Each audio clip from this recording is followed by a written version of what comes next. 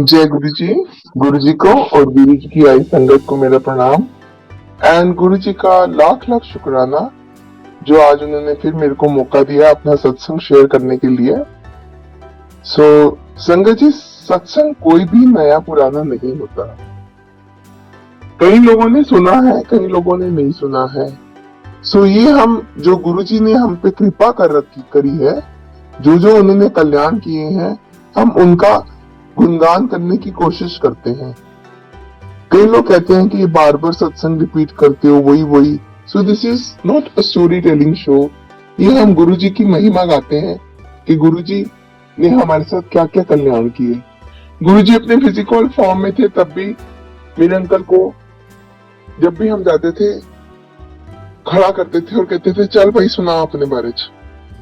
Uncle हमेशा वही सत्संग रिपीट करते थे, कोई नई स्टोरी नहीं बनाते थे उसमें। तो may be it's an answer जो मेरे क्वेश्चंस हैं। आज गुरुजी कृपा करें और बुलवाते वही हैं जो हम बोलना चाहते हैं, बोल पाते हैं। जो गुरुजी बुलवाना चाहते हैं संगत जी, हम वही बोल पाते हैं।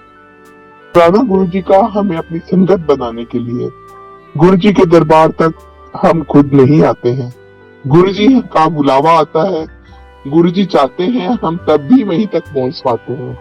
गुरुजी का मंदिर हो, गुरुजी का सत्संग हो, घर पे सत्संग करना हो, हर चीज गुरुजी डिसाइड करते हैं। हम कुछ नहीं है डिसाइड करने के लिए। जहां हमारी सोच खत्म होती है गुरुजी की, उससे कितनी आगे चलती है। गुरुजी हमारे लिए कुछ भी सोचते हैं, बहुत अच्छा सोचते हैं। एंड गुरुजी सारी संगत को ब्लेस करने के लिए शुक्राना, अपने साथ जुड़वाने के लिए शुक्राना। एंड माय जर्नी, मैं अपनी जर्नी सुनाऊंगी गुरुजी के साथ। हम कैसे जुड़े, या गुरुजी ने हमें, हम नहीं जुड़े, गुरुजी ने हमें कैसे बुलाया अपने दर तक। हर किसी को किसी ना किसी ने जुड़ा होगा गुरु महाराज के साथ। और जनरली ऐसा होता था, किसी को कुछ प्रॉब्लम्स होती थी इसीलिए गुरुजी के पास जाते थे सब लोग। तो हमने ऐसी इच्छा तो जाहिर नहीं करी थी। मेरे अंकल को 97 में हार्ट अटैक आया था। अंकल बरेली में पोस्टेड थे, he was working with Bharat petroleum. तो हमने कंपनी को रिक्वेस्ट करा कि हमारी ट्रांसफर करा दीजिए दिल्ली, क्योंकि मेरे पेरेंट्स थे यहाँ, दिल्ली रहते थे। I belong to Delhi. And मेरे मीन्स मुझे बच्चे छोटे थे तो उनकी हेल्प मिल जाएगी मेरे को। So this is what I से। बट वो प्लानिंग हमारे गुरुजी की थी, क्योंकि गुरुजी ने हमें अपने साथ जोड़ना था, इसलिए गुरुजी ने दिल्ली बुलाया हमको। मेरे अंकल की नोएडा ट्रांसफर हुई एंड हम 98 के करीब आए। तभी उन्हीं दिनों, कुछ दिनों के बाद मेरी आंटी है Asha aunty, she was working with income tax department. तो उनके घर गुरुजी ने आना था। गुरुजी ने क्या सी, आशा आंटी मैं तेरे घर आना है, तेरे घर नु ब्लेस करना। तो वो उनके घर को ब्लेस करने आए थे। एंड वी ऑल नो गुरुजी जब भी कहीं जाते थे अपनी संगत को साथ लेके जाते थे। सबको बोलते थे कि तूने भी आना, तूने भी आना। कई लोगों को साथ लेके जाते थे। आंटी ने हमें कहा, आंटी को पता था अंकल बीमार है, तो आंटी ने रिक्वेस्ट करी कि हमारे गुरुजी आ रहे हैं, हम गुरुजी के बारे में कुछ नहीं जानते थे, तो आप आइए और हमारे गुरु महाराज से ब्लेसिंग्स ली। हम गए। अब जाने के बाद वी ऑल नो गुरुजी अंतर्यामी, ही नोस एवरीथिंग, हमारे अंदर क्या चल रहा है, हमें क्या प्रॉब्लम्स हैं, हमें उनको कुछ बताने की भी जरूरत नहीं पड़ती। जैसे अंकल ने माथा टेका, गुरुजी ने क्या है, कल एक ओम के लोटा लेके हम पायर स्टेट आ गए। आके हमको बोला कि लोटे का जल जो है आप रात को भर के सोना है, सुबह उसको पी लेना है, और बाकी दाल जितना पी सकते हो पी लेना, बाकी ना आंधी पड़ते छुपा लेना। और बाकी बोला कि ओम को गले में पहन लो। तो मेरे अंकल ने आज भी एक चेन में ओम पहन रखा है और लोटे का जल आज भी पीते हैं। उसके बाद अंकल घर आ गए। कभी नहीं सोचा कि मैं दोबारा आऊंगा यहाँ। विचार भी गुरु महाराज खुद ही उत्पन्न करते हैं, बुलावा भी उनका होता है, तभी हम पहुंच सकते हैं। लेकिन गुरुजी हमेशा कहते थे, हर किसी को कहते थे, वो आयो ते अंधेरिया करो। मेरे अंकल को भी बोला था, आयो अंधेरिया करो। सो जैसे ही नेक्स्ट वीकेंड आया तो अंकल के मन में विचार उत्पन्न हुआ कि चलो गुरुजी के मंदिर चलते हैं। अंकल को भी वहां बहुत अच्छा लगा था। उनका कुछ भी है वो बहुत अच्छी जगह है, चलो मैं तुम्हें लेके चलूं। सो गुरुजी के दरबार का अपना ही ऑरा होता था, बहुत सुंदर भव्य दरबार, और गुरुजी के साथ हम लोग आंख मिला नहीं सकते थे, इतना तेज होता था गुरुजी के माथे पे।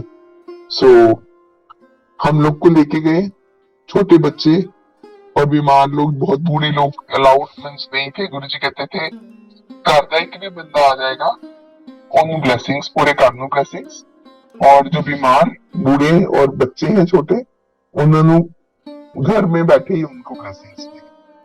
तो लेकिन मेरे बच्चे थोड़े बड़े थे, मेरे दो बेटे हैं। वन सन वाज, एक 10 साल का था, एक 13 साल का था। तो हम लोग बच्चों को लेके गए। बच्चों को भी बहुत अच्छा लगा वहां जाके, इतना अच्छा लगा कि then we decided, every week बच्चे कहते थे चलो गुरुजी के चलें।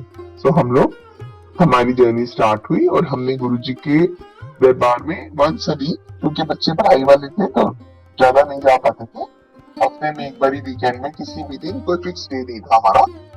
सो we used to go to Guru Maharaj दरबार एंड गुरुजी खूब भर भर के, एक वो दरबार देखा संगत जी जहाँ कोई चढ़ावा नहीं चढ़ता था। गुरुजी ने कभी किसी से कुछ नहीं लिया, सिर्फ भर भर की ब्लेसिंग्स दी और भर भर के लंगर प्रसाद खिलाया हमें। और उस लंगर प्रसाद से कितनी प्रॉब्लम सॉल्व होती थी, उसी में सारी पावर्स हैं गुरुजी की।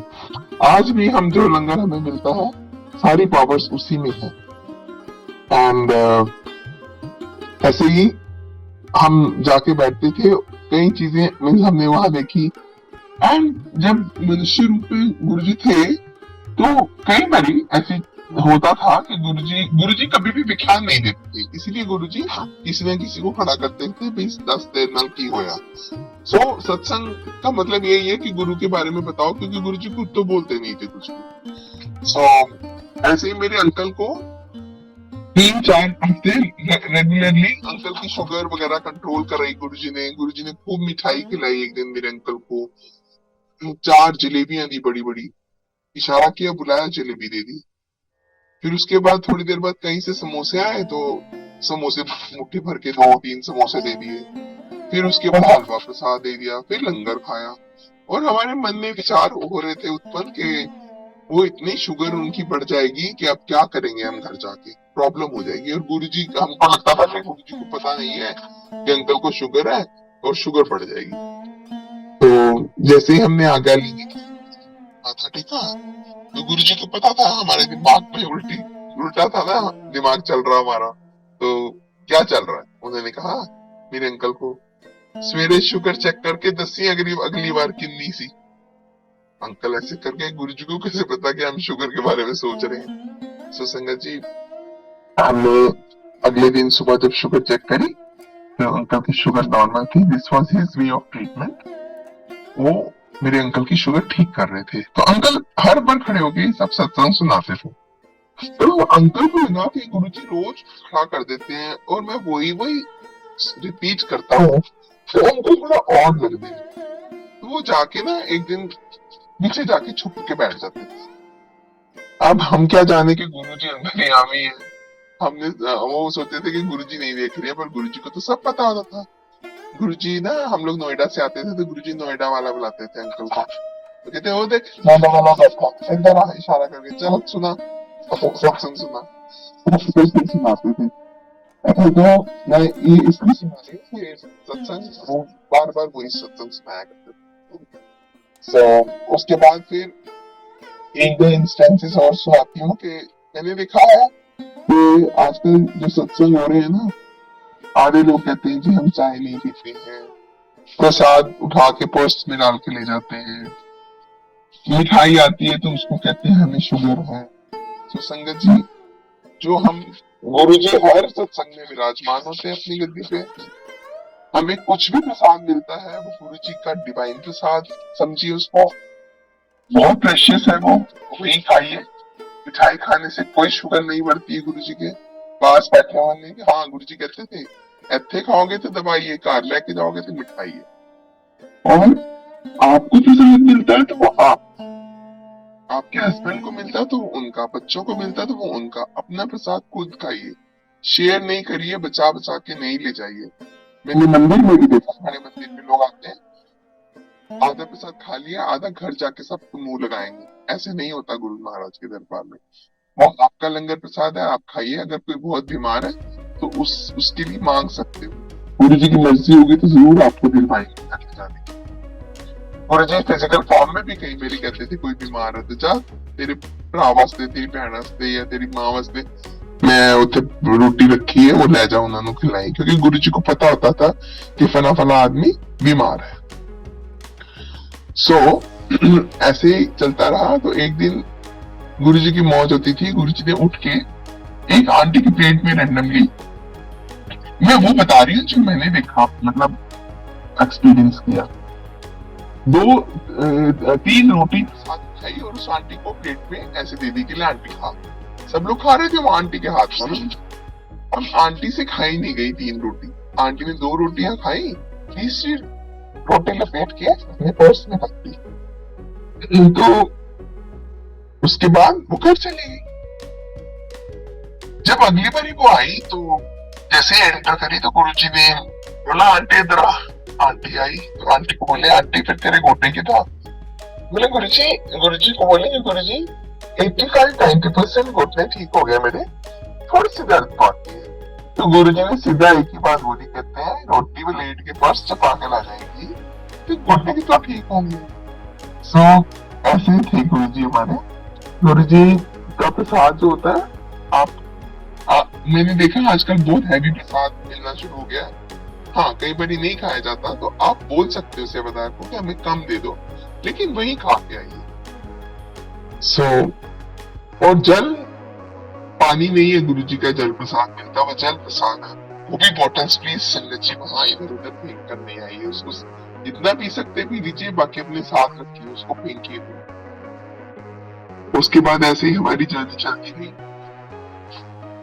और एक बारी मेरे अंकल के बुआ जी के हस्बैंड थे, वो बहुत बीमार थे, उनको कैंसर था। हाँ, मेरे को कई लोगों ने पूछा कि आंटी आपको तो गुरुजी ने ठीक कर दिया, हमारे तो जिसको भी कुछ प्रॉब्लम है उनको ठीक नहीं किया। देखिए हर किसी के कर्म अपने हैं, मेरे अपने हैं, मेरे हस्बैंड के अपने हैं, मेरे बच्चों के अपने हैं। सो जिनके कर्म जिस गुरुजी कर सकते हैं उनको ही मिलेगी लाइफ, उनके कर्म कटवाएंगे। जिनकी लाइफ नहीं है तो वो ये थोड़ी है एक के साथ दूसरे का मुकाबला नहीं है। तो गुरु जी के साथ ना उसका काफी नहीं करना चाहिए, बोलना चाहिए हमको कि जी उसका तो हो गया, हमारा नहीं करा गुरु जी ने। नहीं, ऐसे नहीं होता है। तो ऐसे ही हमारी जर्नी चलती रही। हम जाते थे गुरु महाराज के वहां और आते समय आज्ञा लिया करते थे। एक दिन हम आज्ञा लेने लगे तो कभी तो गुरु जी कहते थे चलो चलो चलो करा लो, आज्ञा है, क्योंकि देर हो गई है आप घर जाओ।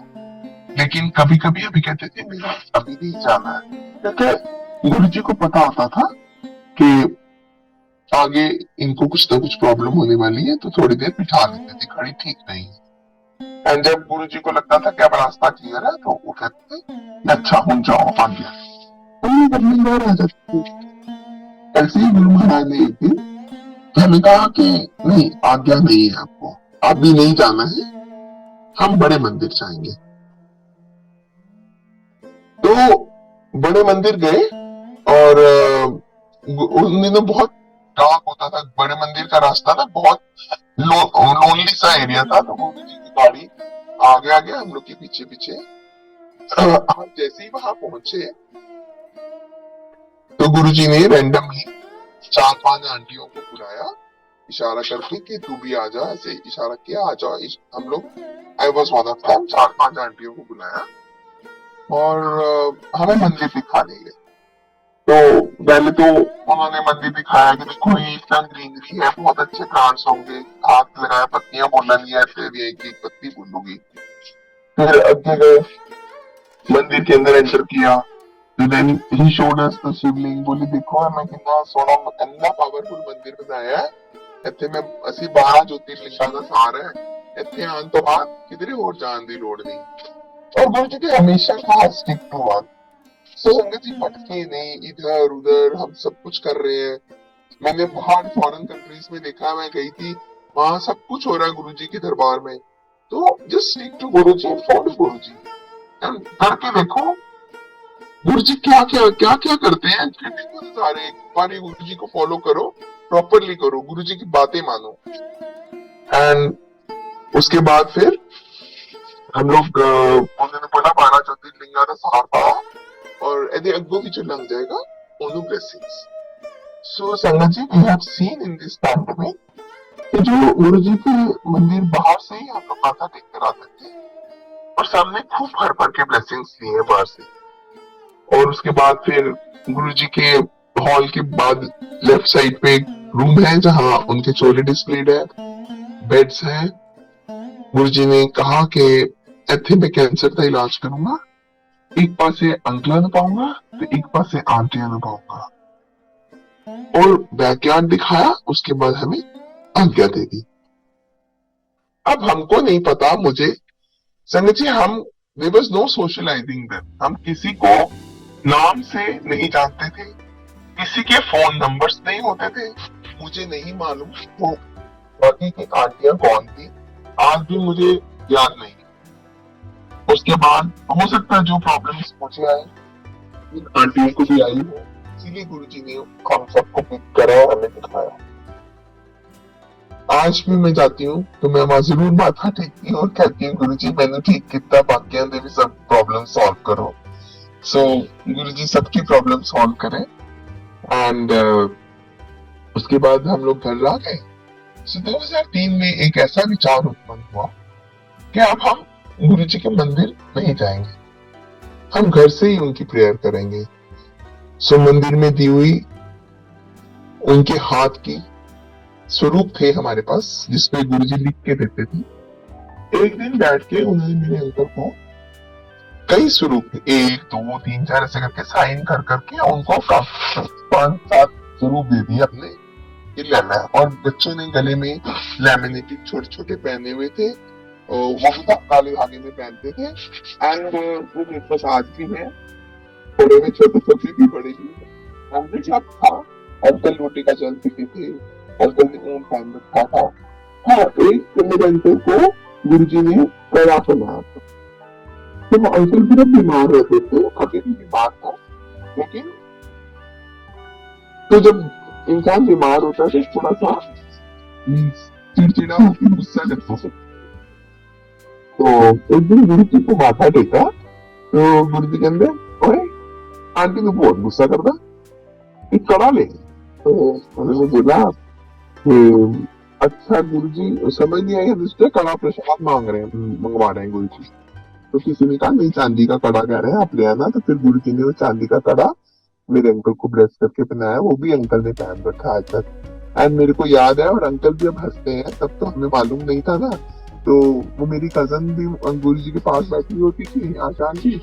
तो अंकल ने सोचा, मुझे बोला घर जाके कि तेरी दीदी ने बोला होगा ना मैं तेरे को गुस्सा करता हूँ या तूने शिकायत लगाई होगी गुरु जी को। तो गुरु जी को तो बताने की कुछ जरूरत ही नहीं थी, गुरु जी सब जानते थे। तो अंकल को फिर उन्होंने कड़ा पहनाया और अंकल उसके बाद शांत हुए कुछ। तो हाँ, हमने 2003 में जाना बंद कर दिया गुरु महाराज के मंदिर, बाकी सब कुछ कंटिन्यू था। 2004 में हमारी ट्रांसफर हो जाती है and we go to Kerala. Kerala जाते हैं, लेकिन देखो संगत जी हम लोग गुरु महाराज के वहां जाना बंद कर दिया, पर गुरु जी एक बार हमें अपनी शरण में ले लेते हैं तो वो हमें कभी भी छोड़ते नहीं है हमारा हाथ, है ना। गुरु जी हमारा 24/7 ध्यान रखते हैं, क्योंकि वो कहते थे तुम्हारे पास तो कई ऑप्शन है, मेरे पास क्या ऑप्शन है। गुरु जी के पास कोई ऑप्शन नहीं है, एक बार अपनी चरण में लिया नहीं, बस वो इतने प्यारे हैं, सिर्फ प्यार मांगते हैं, भाव मांगते हैं और श्रद्धा मांगते हैं। He doesn't want anything from us। उसके बाद फिर वहां भी हम लोग केरला में भी गए, वहां भी बहुत बड़ा सत्संग है। मेरे मतलब हम सोचते थे कि हमारे साथ बुरा हो गया, हम नॉर्थ इंडियन से हमें साउथ भेज दिया, शायद कुछ गलती होगी हमसे जो हमें वहां भेज दिया गया। नहीं संगत जी, उसके पीछे भी एक बहुत बड़ा गुरु जी का मकसद था हमें भेजने का, डिटैच करने का, क्योंकि मेरा बेटा था जो छोटा, वो यहाँ पढ़ता नहीं। हम लोग बीपीसीएल कॉम्प्लेक्स में रहते थे, हर वक्त गेम्स है, ये always wanted to do, dance करेगा, ड्रामा करेगा, गेम्स करेगा, एक्स्ट्रा करिकुलर एक्टिविटीज में इन्वॉल्व था।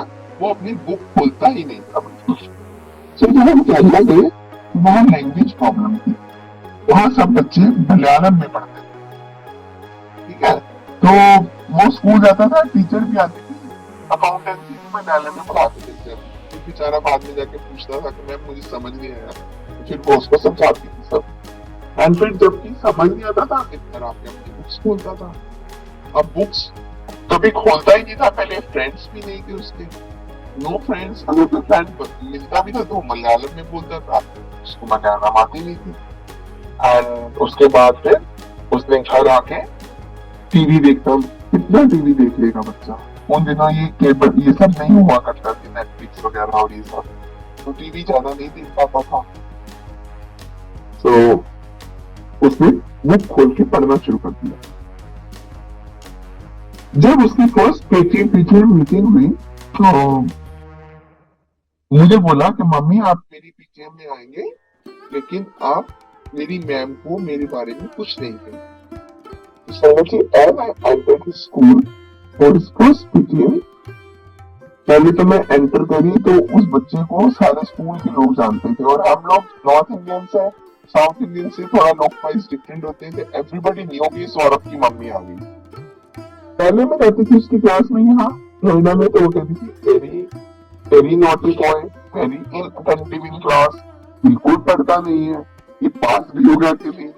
तो उस बच्चे का ट्रांसफॉर्मेशन जो गुरुजी ने कराया मैं वो बता। यहाँ गई तो मैं जैसी क्लास में एंटर हुई, टीचर ने हट के मेरे को चेयर ऑफर करी और मुझे बिठाया जैसे कोई बहुत वीआईपी आता है। मैं ऐसे अभी शॉक टू सी द वहाँ का माहौल जो था। फिर उसने मेरे को बोला कि your child is very intelligent. तो मैं 2 मिनट तो मेरा सिर घुमा है कि ये क्या कह रही है, क्योंकि वहां जाती थी तो डांट खाती थी टीचर से कि ये पढ़ता नहीं है। और उसने बोला, और सौरभ मेरा बेटा जो है वो मुंह पे उंगली रख रहा था कि आप मेरे बारे में कुछ नहीं बोलेंगे। उसने मेरे को बोला कि बहुत इंटेलिजेंट है आपका बच्चा, और जो लड़की है क्लास में जो फर्स्ट आती है, मैंने उसको कहा कि एक बच्चा आया नॉर्थ से, he is going to break all the records this year. तो मैं हैरान हो गई, कहता ये बच्चा अकाउंटेंसी में इतना अच्छा है कि ये इसमें टॉप करे। मतलब मैं हैरान हो रही थी कि और क्या ऑल ऑफ अ सडन 11 तक बच्चा ऐसा है और 12वीं में आके एकदम बच्चे को गुरुजी ने चेंज कर दिया। The turning point of this thing. So हमें साउथ में जाने का मकसद ये था गुरु, और वहां साउथ गए हम। उसके बाद फिर संगत जी जब उसका रिजल्ट आया, जब उसके फाइनल एग्जाम्स हो गए 12th के, तो उसके मेरे अंकल पूछने लगे से पापा कि बेटा तो पास हो जाएगा, वो हंसता होता था। जब रिजल्ट आया तो वी सॉ कि रियली अकाउंटेंसी में उसके 98.8 मार्क्स है, 98 पॉइंट कुछ मार्क्स थे उसके। So he really top in accountancy. So sangat ji जो बच्चा अकाउंटेंसी में टॉप करता है वो नालायक तो नहीं है, बस वो उसको अंदर से रियलाइजेशन नहीं थी कि मेरा दिमाग है और मैं पढ़ सकता हूँ। वो दूसरी तरफ भटक रहा था बच्चा, गेम्स में, एक्स्ट्रा करिकुलर एक्टिविटीज में। He was interested in all those things. So Guruji ने उसको एहसास दिलवाया कि नहीं तू बहुत इंटेलिजेंट बच्चा है। उसके बाद फिर उसको वो जागा। So then he did his graduation from Delhi University. He came back to Delhi कि मैंने यहाँ साउथ में नहीं पढ़ना college.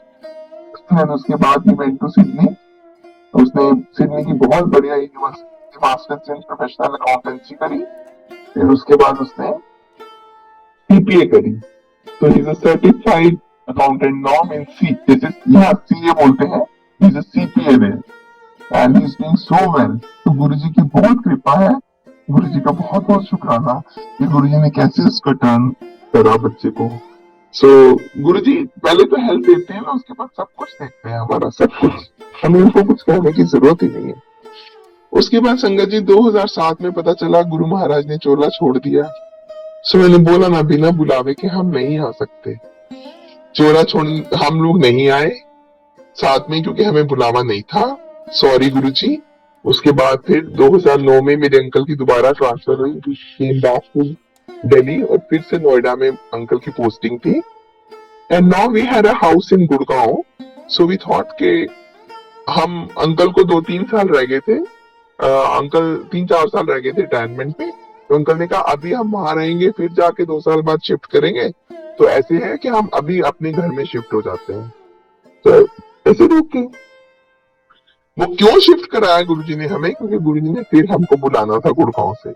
And Gurgaon we know, everybody knows, Guruji कहते सी गुड़गांव रहो, गुड़गांव में ब्लेस कितना है। एंड वी ऑल नो कि गुड़गांव का नाम भी अब गुरुग्राम बन गया है। एंड हम गुड़गांव आते हैं 2009 में।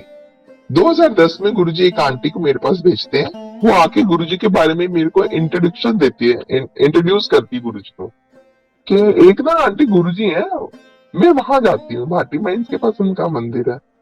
तो मैं थोड़ा सा मुस्कुरा दी, और मैं अपने मंदिर में गुरुजी की फोटो थी, हम लोग फोटो ही बोलते थे पहले, वो उठा के लाई मैंने कहा ये वाली गुरुजी? बोली हाँ, हाउ डू यू नो? सो बस गुरुजी की जो सत्संग कहते हैं बातें शुरू हो गई। मैंने बहुत कुछ बताया गुरुजी के बारे में। सत्संग तो इतने हैं कि सारा दिन सारी रात बोलते रहे तो हम चुप, मतलब खत्म नहीं होंगे। बहुत बताया मैंने गुरुजी के बारे में। देन आई रिक्वेस्टेड हर, मैंने कहा will you take me along to गुरुजी's मंदिर, क्योंकि गुड़गांव से मेरे को रास्ता नहीं आता था। मेरे अंकल रोज नोएडा चले जाते थे ऑफिस, यहाँ से कम्यूट करते थे। तो she was the person who took me again for my second journey. तो उसके बाद मैंने अंकल को बोला गुरुजी के मंदिर चले, उन्होंने भी मना नहीं किया क्योंकि गुरुजी का बुलावा था। बिना बुलावे के हम नहीं जा सकते, और बुलावा आया तो हम रुक नहीं सकते। So our second phase of journey started, और हम गुरु महाराज के मंदिर जाना शुरू करा हमने दोबारा। फिर संगत जी उसके बाद हम 2010 में जाना शुरू करा। 2012 में सितंबर में मैं सिडनी गई हुई थी। वहां मेरे को मेरे 2 बेटे हैं, दोनों सिडनी में सेटल थे। तो सिडनी में बच्चे थे दोनों, और वहां मेरे को, हमने वापस आने वाले थे हम इंडिया। हमारा वहां का स्टे खत्म हो गया था, 1 हफ्ता रह गया था। तो मेरे को एक अजीब सी पेन लोअर एब्डोमेन में उठी। तो मैंने सबसे बात करी, तो उन्होंने कहा चलो मम्मी हम जा ही रहे हो दिल्ली, हफ्ता तो रह गया, आप दिल्ली जाके टेस्ट करा। सो मैंने दिल्ली आके अपने जब टेस्ट कराया तो मेरे को 4th stage ovarian cancer detect हुआ, जो मेरी पूरी बॉडी में फैल चुका था। It was an ovarian cancer, lungs और लिवर भी इफेक्ट हो चुके थे। एंड सब डॉक्टर्स को यहाँ 3-4 हॉस्पिटल्स में दिखाया, सबसे फर्स्ट सेकंड थर्ड ओपिनियन ली डॉक्टर से। सब ने यही कहा कि no you are not going to live more than 6 months, इससे ज्यादा आपकी लाइफ हो ही नहीं सकती। बट संगत जी, मुझे विश्वास और सरेंडर और एक वो होती है ना, वो गुरु जी खुद ही पैदा करते हैं। This is what I have learned, and जो मैं मानती हूँ। मैंने सब कुछ गुरु जी पे छोड़ दिया था, और मैंने कहा मेरे गुरु जी हैं, मुझे कुछ नहीं होना।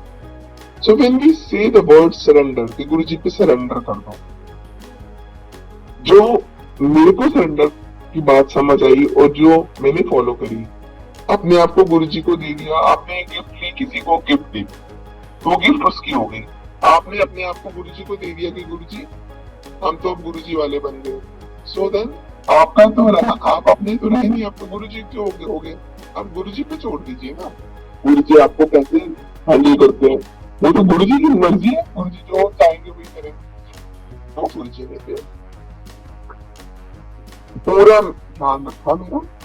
मेरी कीमोथेरेपी स्टार्ट हुई।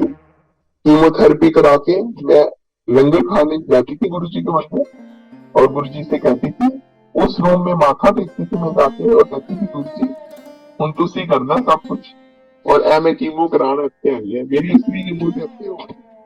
And after 3 months of my chemotherapy and having langar Prasad of Guru Maharaj मंदिर, जब डॉक्टर्स ने मेरा पेट स्कैन किया तो वो लोग, उन्होंने कहा मैम आप अपने कपड़े चेंज मत करिएगा। एंड सो मेनी 2-3 डॉक्टर्स की teams I, and they were discussing something. दूसरी बार टेस्ट किया मेरा, मतलब 2 बार टेस्ट किया मेरा। तो उसके बाद में अंदर बुला के कहा कि मैम, जो आपका हमने फोर्थ स्टेज कैंसर कहा था, पूरे लंग्स और लिवर इफेक्टेड थे। We are shocked to see your reports. कि आपका वो कैंसर की सेल्स थे कहा, हमें एक भी सेल दिख नहीं रहा, ये कैसे पॉसिबल। तो मैं और मेरे साथ मीनाक्षी आंटी है, वो थी, वही जाती होती थी मेरी कीमोथेरेपी कराने। एंड संगत जी, ये भी बात बिल्कुल सच है, किसी ने काम नहीं आना, सिर्फ गुरु की संगत काम आती है मेरे। तो ना माँ, ना भाई, ना बहन, ना कोई भी नहीं आना, बच्चे रहते ही बात में, लेकिन गुरु जी इतनी प्यारी संगत हमारे लिए छोड़ के गए हैं। बिल्कुल सच है ये।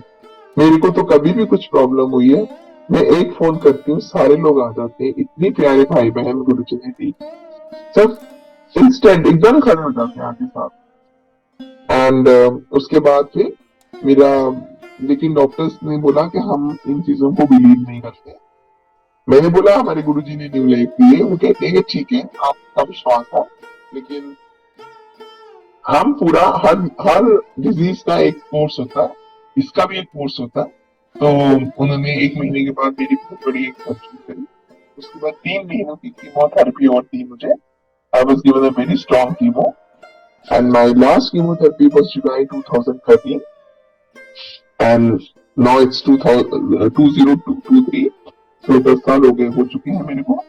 उसके बाद मेरे quarterly, 6 monthly, yearly and then 1.5 year में एक बारी टेस्ट होते थे, पेट स्कैन्स। मेरे कभी भी डॉक्टर्स ने कहा था 99.9% फ्री ऑफ कर होता है ये कैंसर, लेकिन संगत जी मेरी रिपोर्ट्स हमेशा क्लियर निकली। एंड लास्ट पेट स्कैन मेरा 2018 जनवरी में हुआ था एंड उसके बाद डॉक्टर्स ने मेरे को कैंसर फ्री डिक्लेयर कर दिया।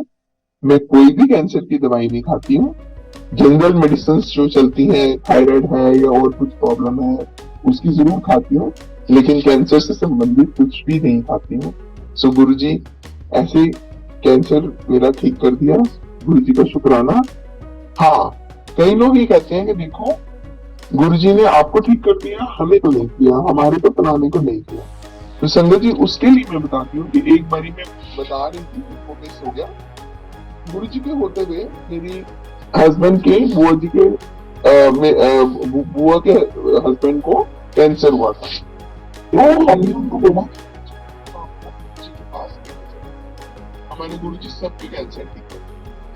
तो हम जैसे ही वो अंकल को लेके गए, उस दिन गुरुजी थर्सडे को बैठते थे, गुरुजी नहीं मिले, दरवाजे बंद थे मंदिर के। उन्होंने बाहर से कह दिया हमें गुरुजी नहीं। आई डोंट नो गुरुजी क्यों नहीं मिलना चाहते थे उन लोगों को। तो हम लोग मायूस होके घर वापिस आ गए। उसके बाद हमने वो अंकल की फोटो लिया, गुरुजी के पास गए और उनको दिखाया कि गुरुजी के सारे अंकल का लाइसिस लेके कैंसर हो गया। गुरुजी ने वो अंकल की फोटो लेके उसको पलट दी और अपने पास से एक अपना स्वरूप निकाल के वो अंकल के लिए दे दी कि उन्होंने कहना अपने को रख लो, बस ऐसे कर दिया गुरुजी ने।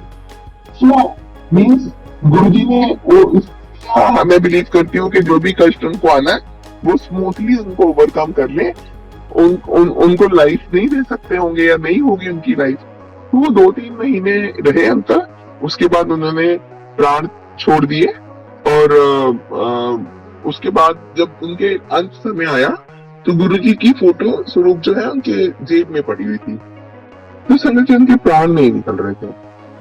तो किसी एक ने कहा कि इनके देखो कपड़ों में कुछ है तो नहीं है, बहुत परेशान हो रहे हैं। तो जैसे ही किसी ने उनकी शर्ट देखी तो शर्ट में गुरुजी की स्वरूप था छोटा सा। तो जैसे ही वो निकाला अंकल ने प्राण त्याग दिए बड़े स्मूथली। सो कहने का मतलब ये है कि जहां गुरुजी हमारे साथ हो तो उनके पास यमराज भी नहीं आ सकता था, उनके प्राण भी नहीं निकल रहे थे। तो हमारे गुरुजी बहुत प्यारे हैं, सबका बहुत ध्यान रखते हैं, सारे कष्ट बड़े स्मूथली निकाल देते हैं। सो गुरुजी का बहुत शुक्राना। गुरुजी सबकी प्रॉब्लम सॉल्व करते हैं और बस सिर्फ हमको उनको फॉलो करना है, उनसे प्यार मोहब्बत करनी है गुरुजी से, गुरुजी सिर्फ हमसे प्यार मांगते हो, कुछ नहीं मांगते हो। तो टाइम है, एक दो शेयर कर सकते हैं। फिर उसके बाद मेरे अंकल को एक बारी संगत ही गिंग्रीन होगी पैर में, पैर में पस निकल रही थी, तो गिंग्रीन हो गई। डॉक्टर को दिखाया, डॉक्टर ने कहा कि ये अंगूठे में वो है, अंगूठा कटेगा, और अगर ज्यादा फैल चुका होगा तो पैर भी कटेगा। तो हम बहुत परेशान थे, आर्टेमिस हॉस्पिटल गुड़गांव गए और वहां जाके बैठे हुए थे। तो इन्होंने कहा गुरुजी, अंकल भी बहुत गुरुजी के साथ अटैच्ड है, वो बहुत मानते हैं गुरुजी के साथ। सो अंकल ने कहा गुरुजी पैर नहीं कट, अंगूठा नहीं कटना चाहिए, मैंने मेरा उंगली अंगूठा कट जाएगा तो मैंने बड़ा दुख होगा। सो तुम तुझे देख लेना। गुरुजी कहते होते थे कि मेरे साथ डायरेक्ट कनेक्शन, लोग कहते हैं हमारे लिए अरदास करो, क्यों अपने आप करिए गुरु संगत जी, आप डायरेक्ट कनेक्शन बनाइए गुरु जी से, डायरेक्ट करिए अरदास। और अरदास भी करने की जरूरत नहीं है, गुरु जी तो सब जानते हैं, माता टेकिए, गुरु जी हमारी प्रॉब्लम जानते हैं। सो इतनी सी बात सोची अंकल ने, तो वो डॉक्टर बोला कि एक एक्सरे निकलवा लाइए इनका। मैंने अंकल के पैर का एक एक्सरे निकलवा लाई, और फिर वो बोला कि ये एक्सरे लेके ऑर्थोपेडिक सर्जन को दिखा दिया। हम वो रिपोर्ट लेके ऑर्थोपेडिक सर्जन के पास गए।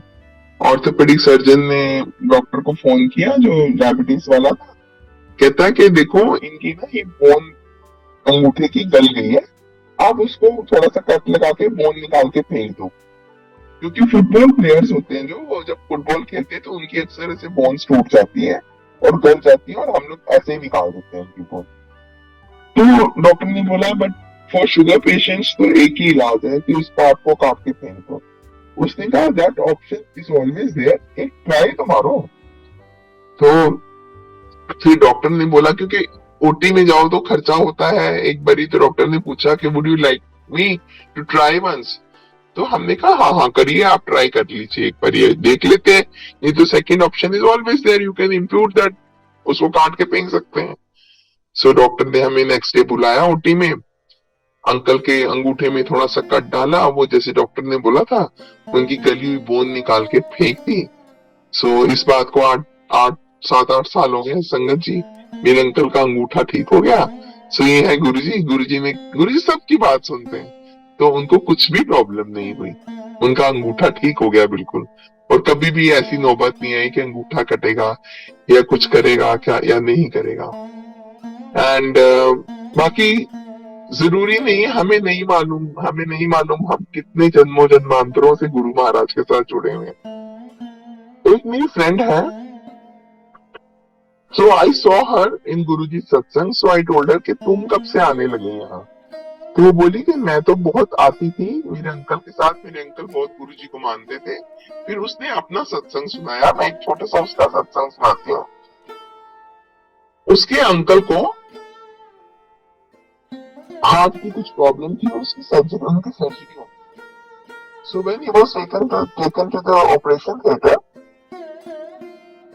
उनका कुछ आई थिंक क्लोराइड था, वो कम था, तो डॉक्टर्स ने बोला कि सर्जरी नहीं हो सकती है, पहले हम उसको क्लोराइड को बढ़ाएंगे कुछ इंजेक्शन से मेडिकेशन देके, उसके बाद इनकी सर्जरी।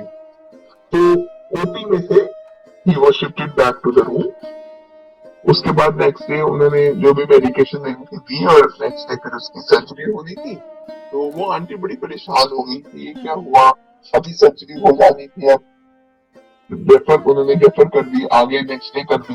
तो आंटी बहुत परेशान हुई थी। तो एक आंटी उनकी फ्रेंड आई और वो गुरुजी का स्वरूप दे गई, वो गुरुजी तो ये रख ली हमारी गुरुजी जो है, इसको अपने अंकल के पास रख दे, गुरुजी सब ठीक करेंगे। अब uncle ji was from a Sardar family, वो गुरु ग्रंथ साहब जी को मानते हैं। उन्होंने कहा, आंटी ने कहा कि मैं अगर ये रखूंगी तो अंकल कहीं गुस्सा ना करेंगे, क्यों कौन किसको तूने रख दिया यहाँ। तो आंटी ने उन अंकल को बिना बताए उनकी पिल्लों के नीचे गुरुजी का स्वरूप रख दिया। नेक्स्ट डे अंकल को दोबारा ऑपरेशन थिएटर में जाया गया, उनकी फिर सर्जरी हुई ठीक ठाक, वो वापस आ गए। और जनरली सर्जरी के बाद आईसीयू में रखते हैं एक रात, पर उनको 1-2 घंटे रखे और रूम में शिफ्ट कर दिया। अब रूम में शिफ्ट करने के बाद सुबह बेडशीट बदलने के लिए आया, उन्होंने अंकल को कुर्सी पे बिठाया, जैसे ही पिल्लो उठाया, पिल्लो के नीचे से गुरु महाराज की फोटो दिखी, जो रूप निकला। तो जैसे ही वो निकला नीचे वो मिला, तो वो अंकल पूछते हैं कि ये कौन है। उन्होंने कहा ये मेरी फ्रेंड के गुरु जी।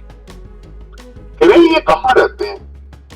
उन्होंने कहा कि ये अब इस दुनिया में मीन्स ये वाला मनुष्य चोला छोड़ चुके हैं, इन्होंने समाधि बुक ले लिया है, तो ये नहीं है। उसने वो कहते हैं मैं तो मान नहीं सकता है, नहीं ये तो कल रात को मेरे रूम में आए और मेरे से बातें करते हुए। वो अंकल गुरुजी के बारे में जानते भी नहीं थे, गुरुजी के बारे में नहीं जानते थे कि कौन है।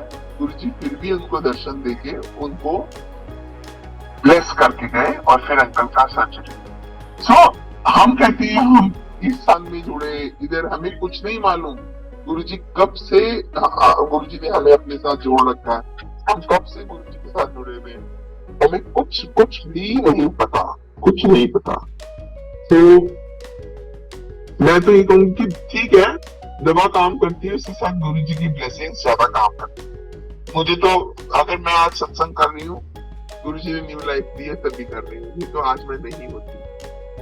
अभी मैं लास्ट ईयर इसी साल जनवरी फरवरी में सिडनी गई, मेरे बच्चे की सिडनी मैंने बोला आपको रहते हैं, तो मैंने बस एक वहां बैठी थी तो किसी को व्हाट्सएप कर रही थी, तो मेरी बेटी ने देखी, इसने पूछा कि होप एंजॉयिंग विद किड्स, तो मैंने लिखा yes I am enjoying with kids but I am missing Guruji's मंदिर एंड सत्संग, क्योंकि अब ऐसी वो हो गई है लाइफ कि बिना सत्संग के और बिना मंदिर जाए ऐसे लगता कि कुछ मिस कर रहे हैं हम लोग, कुछ नहीं बहुत कुछ मिस कर रहे हैं।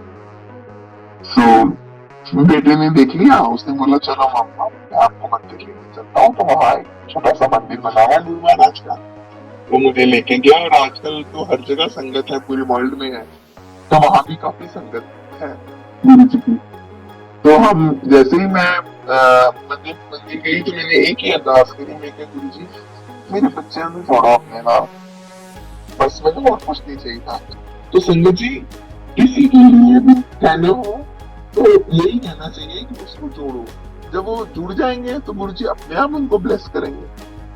तो बेटे जो है वो तो गुरु जी को बहुत मानते हैं और गुरु जी से मिले हुए हैं, गुरु जी के बारे में जानते हैं, लेकिन वो अपनी वाइफ पे थोड़ा वो करके ना कि वो लोग बोले कि तुम कहाँ जा रहे हो क्या कर रहे हो, तो वो अपने चुप के पर्स में गुरु जी का स्वरूप रखा हुआ है, हाथ जोड़ते हैं सब करते हैं, लेकिन मंदिर नहीं जाते थे। तो मैंने बोला कि गुरु जी अपने बच्चों को छोड़ो ना अपने नाल, उन्होंने बुलाओ अपने मंदिर, इतना ही मैंने कहा और मेरा बेटा मेरे को मंदिर लेके गया। एंड संगत जी वो फर्स्ट टाइम मंदिर गया जब आई डोंट नो कहां से कोई आया, मेरे बेटे को एक छोटा सा एक डिब्बा देके गया, उसके अंदर एक बहुत बड़ा केक का लोफ था, पीस था, और बहू को मिठाई का डिब्बा था उस छोटा सा, उसके अंदर 2 लड्डू और 2 बर्फी के टुकड़े थे। So my son he news ना कि गुरु जी का प्रसाद मेरा है तो मेरा है, तुम्हारा तो तुम्हारा, किसी के साथ शेयर नहीं करना। सो मैंने अंकल ऐसे मुड़ के दिया, तुम्हें प्रसाद का डिब्बा मिला, हमारा प्रसाद का। बोला मम्मी पता नहीं किसी को भी नहीं मिला, बस आप दोनों को मिला। तो वो दोनों बच्चों को प्रसाद मिला एंड फिर उन्होंने वो प्रसाद खाया। आई डोंट नो गुरुजी ने क्या blessings the and they were planning for a child. तो गुरु महाराज ने अभी उनको एक बेटे से ब्लेस किया एंड वो मानते हैं कि हमने वो उस दिन जो हमें पता नहीं कौन प्रसाद देके गया था, उस दिन से उसके बाद उसने मेरी डॉटर इन लॉ ने कंसीव किया and they are blessed with a baby boy. So Guru ji का बहुत बहुत शुक्राना मैं इसलिए कर रही हूँ शेयर कि गुरु जी कहते हैं कि अगर कुछ से ब्लेसिंग्स हो तो हमें सबसे शेयर करनी चाहिए। सो गुरु जी का बहुत बहुत शुक्राना, गुरु जी ने उनको बच्चों को अपने साथ जोड़ा और अब वो कहते हैं कि हमें गुरु जी ने बेबी दिया। एंड बस बेटे को मेरा बेटा भी जाना शुरू किया, वो भी उसकी भी वाइफ वो लोग भी चाहते हैं। सो आई एम वेरी हैप्पी कि वो लोग गुरु जी के साथ जुड़ रहे हैं एंड जाना शुरू करें। जुड़े तो हुए हैं गुरु जी से। अगर हम लोग मंदिर जाते हैं तो बच्चे अपने आप ब्लेस्ड हैं। बट ठीक है, अगर वो भी चाहे तो मुझे मुझे बहुत खुशी हुई कि मेरे बच्चों को गुरु जी ने बुलाया और अपने साथ जोड़ा। सो गुरु महाराज का बहुत बहुत शुक्राना। एंड बस मैं यही कहूंगी कि संगत जी गुरु जी के साथ जुड़ के रहिए, उनके साथ डायरेक्ट कनेक्शन बनाइए, इधर उधर की बातें मत सुनिए, वहम में मत पड़िए। मैं देख रही हूँ लोग आजकल कैसे कैसे सत्संग कर रहे हैं। खूब गुरु जी तो बिल्कुल सिंपल, गुरु जी ने सत्संग करने जो बताया है बिल्कुल सिंपलिसिटी में बताया है।